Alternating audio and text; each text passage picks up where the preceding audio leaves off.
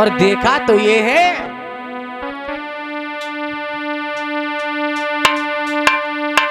कि सदा चमन ना खिले, एक दिन मिले धूल में काया।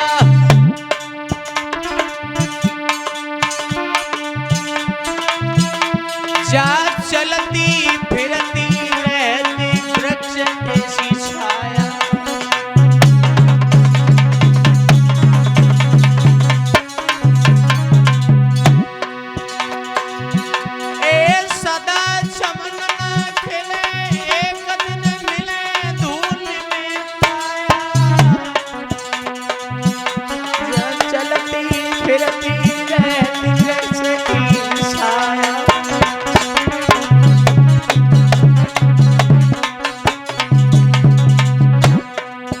देखा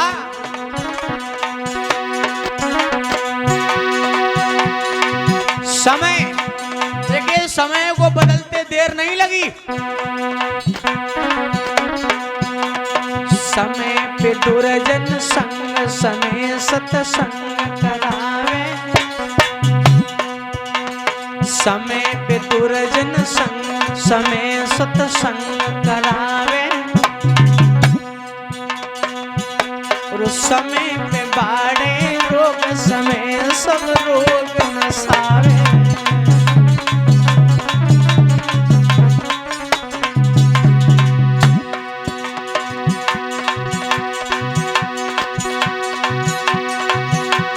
समय पे दुर्जन संग समय सत्संग करावे। समय पे बाड़े रोग समय सब रोग नसावे।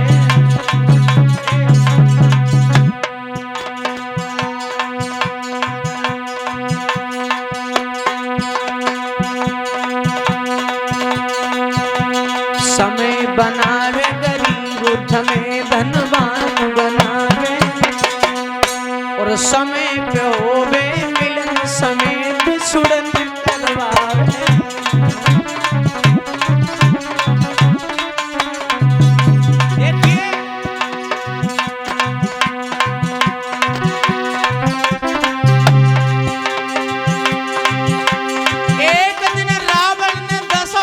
जीत लाई, एक दिन 10 शीश पड़े रहे रण में।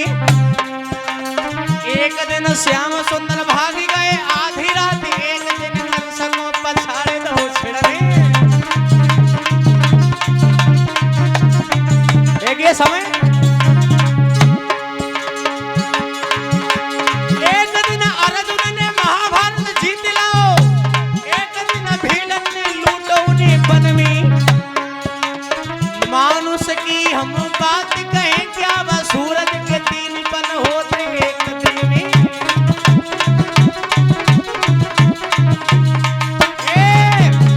मानुष की अरे बात कहें क्या, वह सूरज के 3 पन होते एक दिन में।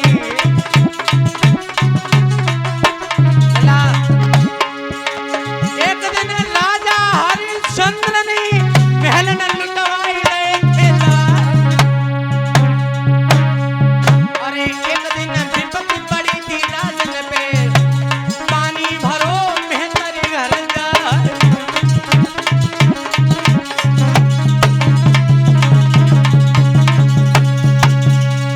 रात बिताई महारानी की आंखों में आंसू आ गए कि मैं एक ऐसी भागिन हूँ जो आज अपने पति को भूखा सुला रही हूँ। आज हमारे आंगन में वो भागिन बिल्ली वैसे भी मैं रोटी रख दिया करती थी, और आज अपने भूखे पति को क्या खिलाऊं। क्या देखा कि मैया सुनीति ने जौ की रोटी अपने महाराज तानपाद को नमक के साथ खिलाई है और रात बिताई है। रात बिताने के बाद जो सुबह हुआ, भोर होते ही भैया सुबह होते ही होते बहुत जल्दी उठ करके महाराज कहने लगे रानी अब हम जा रहे हैं, क्योंकि रानी सुरसी इंतजार में होगी और हम जा रहे हैं। हाथ जोड़ करके कहने लगी सुनीति मैया कि प्रभु देख रहे हो इस दुखिया की, इस बेकार की, देखिए मैं तो खुश हूँ, बस आप कभी कभी दर्शन देते रहना, मैं खुश हूँ। सब कुशलता पूछने के बाद महाराज उत्तान पाद घोड़े पर सवार हुए और भाग करके अपने आंगन में पहुंच गए। और इधर देखा कि सुरुचि जो है आंगन में खड़ी है, एकदम से आंगन में खड़ी है बिल्कुल तैयार। हाँ, और जो महाराज उत्तान बात को आते देखा एकदम से पूछने लगे, इधर आओ, पहले इधर आओ, इधर आओ, इधर आओ, ये बताओ सारी रात कहाँ रहे? सारी रात जर के घुड़सवार नहीं है, घुड़सवार बाई में परी रहे, सब मच्छर ने खाए का हालत देखो कितने थक गए। अच्छा, हमसे झूठ बोल रहे हो? सही झूठ बोल रहे हो? नहीं बोल रहे, सही बोल रहे। मुझे पता है, हमें सब कुछ पता है तुम कहाँ थे रात। कहाँ पता तुम्हें? हमें सब कुछ पता है। कहाँ पता तुम्हें? तुम रात सो दिखा रहे। नहीं रहे, नहीं रहे। कहाँ रहे? कि तुम रात सो दिखा रहे, जाने में न ले रही धमकाई, बातिन की करियो याद कसम मेरी खाई।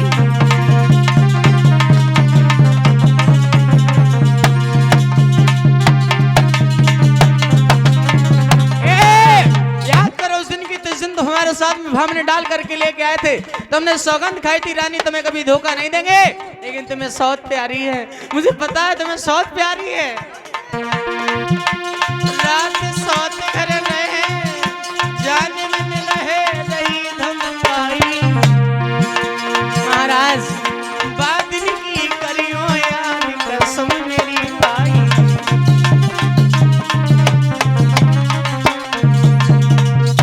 महाराज सुल्तान पात ने कहा, रानी तुम्हें बिल्कुल भी विश्वास नहीं है हमारी बातों पे। अगर हमारी बातों पर विश्वास नहीं है तो ये लो तलवार। एकदम से तलवार निकाल करके महाराज सुल्तान पात ने सामने फेंकी और कहा, ले रानी, अगर तुझे हमारी बातों पर विश्वास नहीं तो जा जा उस रानी के टुकड़े कर दे, फिर भी तो तुझे शांति होगी। महाराज हाँ, तुम तो नाराज है कि हम तो मजाक करी, तुमसे मजाक हम कुछ बात कहियो नहीं सकत, मजाक हम कोई बात कह नहीं सकत। उस रानी को तूने घर से निकाल करके भिखार बना दिया। महलों में रहने वाली रानी रातों रात तेरे कहने से वो महलों से निकल करके झोपड़ी बना करके उस बीहड़ जंगल में रहती है। जो शर्म आनी चाहिए, लाज आनी चाहिए, फिर भी उस रानी के बारे में तू हरदम बुरा सोचती है। रानी इतना सच्चे महाराज, अब नाराज मत होइयो, एक रोटी अगर ही खा लियो। हाँ, लेकिन फिर भी देखिए बड़े प्रेम से ले गई बुला करके, अब भोजन भी कराती जा रही और एक बात भी पूछती जा रही है। बस महाराज बताओ ना, एक बात बताओ। मतलब उस तरह से नहीं पूछा, कुछ दूसरी तरह से पूछा कि रात राजा कहाँ गए थे, ओ मेरे चौपट खुले दीवार, रात राजा कहाँ गए थे, मेरे चौपट खुले दीवार।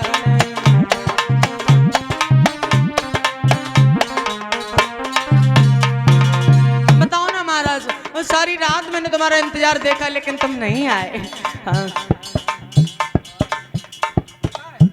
दृश्य देखने लगे। रात राजा कहाँ गए थे, मेरे चौखट खुले दीवार, रात राजा कहाँ गए थे, मेरे चौखट खुले दीवार।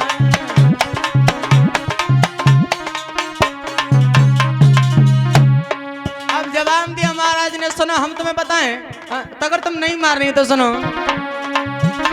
हम रात रानी बन गए थे, हाँ, रात रानी बन गए थे, तेरी सौत भाई की दीवान, रात रानी बन गए थे, मेरी भाई दीवान।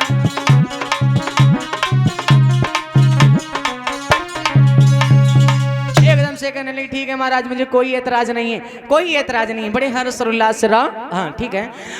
धीरे धीरे रात बिताइए महाराज सुल्तान पात बड़े हर्ष और उल्लास से रहने लगे। समय वो आया कि अब इनके आंगन में पहले तो एक भी संतान नहीं थी और संतान की चाहत में दूसरी शादी करके लाए थे।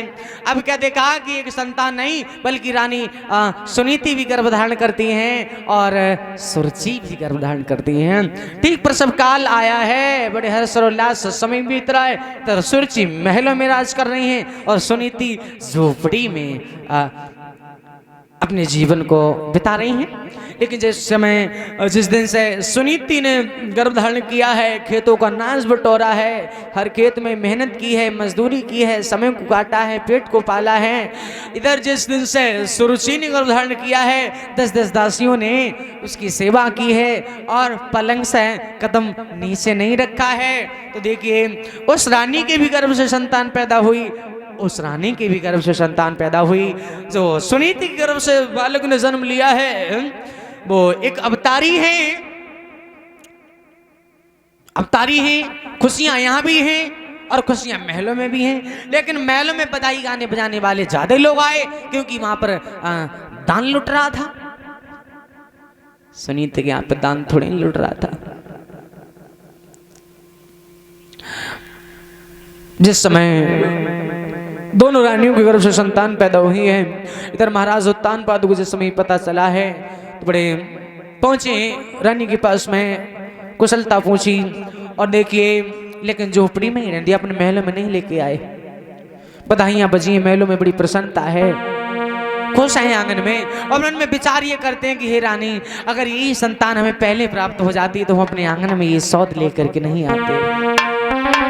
बधाई बची है कैसे?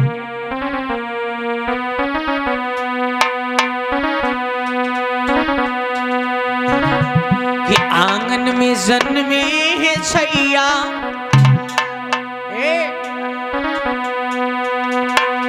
कि आंगन में जन्मे है छैया और उस अवध में बाजी बधैया। आंगन में जन्मे है छैया, अवध में बाजी बधैया।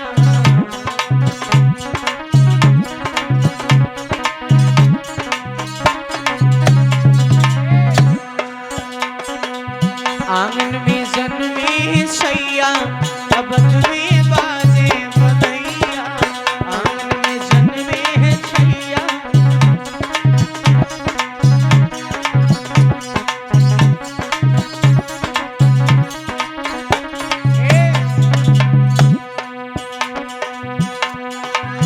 महलन राजा दान लुटावे, महलन में भूख खुश है घर में मैया, अवध में बाजी बधैया। आंगन में जन्मे है छैया।